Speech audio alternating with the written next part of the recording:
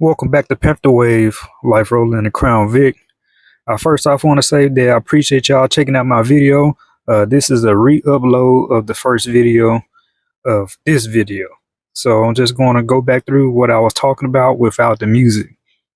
So basically what happened on this day was I was messing around on the car, doing a few things, and I accidentally broke my PVC hose. So there's a plastic PVC hose that goes from uh, the intake plenum, the lower intake plenum, over to the PVC valve.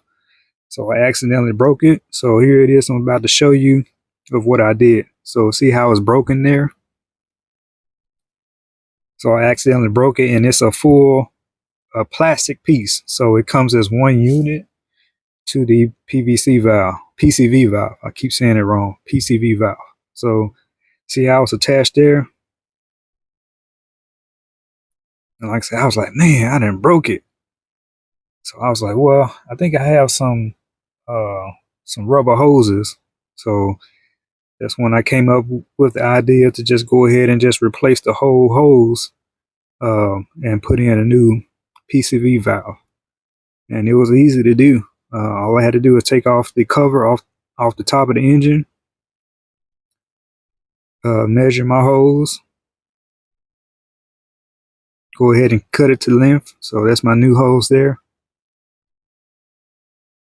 And once I was able to get it fitted, I just made the cut. So I went from the intake plenum that I'm pointing to right there, and I'm just tracing along, and it's going along the hose there. It's not hitting anything. Good adjustments. So just to let you know that I actually, after this video was installed about a year ago, I actually installed a oil catch can. So this is before the installation of my oil catch can. So you see how I have a new PCV valve and just ran a new hose. Simple as that.